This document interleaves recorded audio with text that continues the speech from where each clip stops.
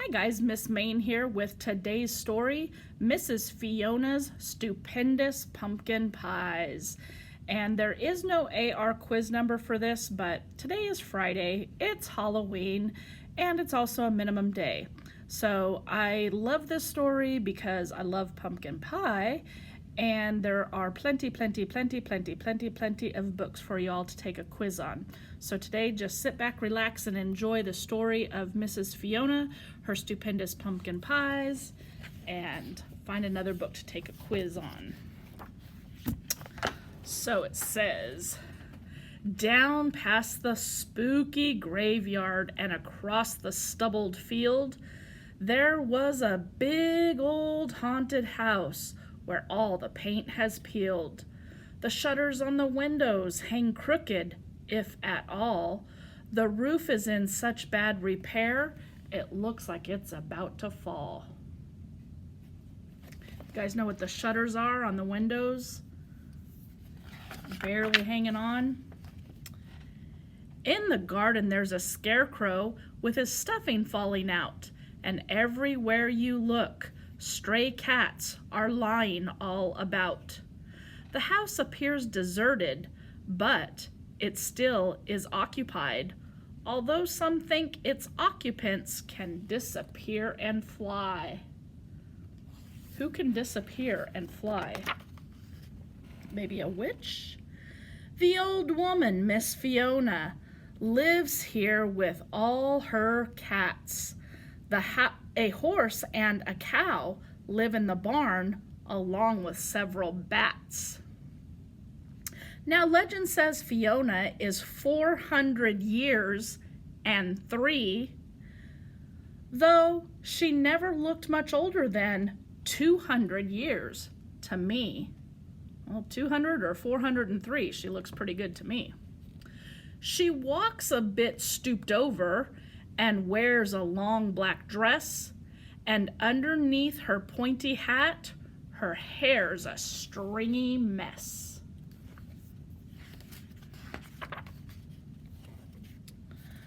Some folks think she's kooky, dressed like a witch on Halloween, but that just proves appearances aren't always what they seem.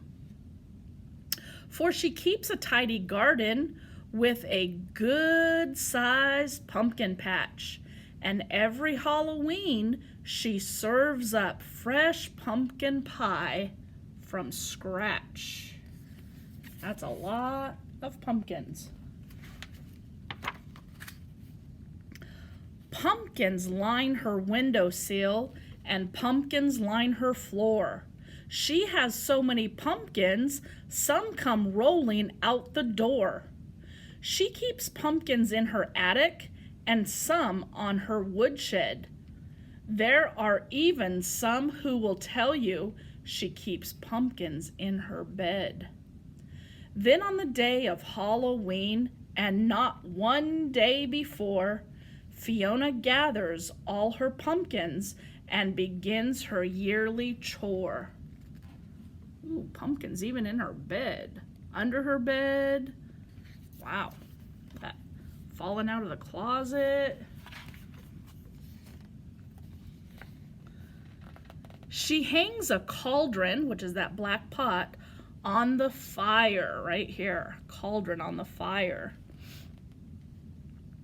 To bubble and to boil, she chops and peels and rolls and stirs in a frenzied baking toil. Now and then she'll crackle as she checks her recipe, and then she'll peek over her shoulder to make sure no one sees. For her ingredients are secret, but as she sets each pie to cool, the spooky scent, or the spicy scent that fills the air, makes everyone drool. So look at them, they're all like looking at her and watching her, and she's like, you can't see my secret ingredients. As angels, spooks, and goblins start to gather in the street, the night is filled with laughter and the cries of trick or treat. Black cats and ballerinas run to each house, and in between, wishing every witch and ghost a happy Halloween. But the last house that we visit, as the midnight hour draws near, is down past the spooky graveyard for a slice of pie. Midnight? They're out still at midnight? Fiona shrieks in welcome, and we wave and smile to greet her. And then she slowly lets her spooky gaze fall on one special trick-or-treater. She points and crooks her finger and wiggles her eyebrows, then cackles, "Come, my dearie, I need help inside my house." This year, it's a pink rabbit who is Miss Fiona's choice. We all look at her with envy, all the little girls and boys. For it is quite the supreme honor to help Fiona serve her pies, the most distinguished, rare accomplishment to be so recognized. There she points her little finger. You right there, my little rabbit. Come with me.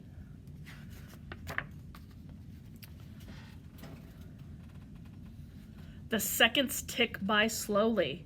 The anticipation grows. The moon peeks out behind the clouds, and the wind begins to blow. Then far off in the distance, the church bells begin to peal, and from inside her kitchen, we hear Mrs. Fiona squeal. "Oh, come, all you witches, come clowns and pirates too, come celebrate this Halloween and bring your friends with you." Time for pie. With that, Fiona's helper throws the front door open wide and beckons every girl and boy to come and step inside. The house is warm and cozy with carved pumpkins everywhere, though you must be careful not to get cobwebs in your hair. The pies are most delicious, and after we've been fed, she tells us spooky stories that make our eyes pop out of our head.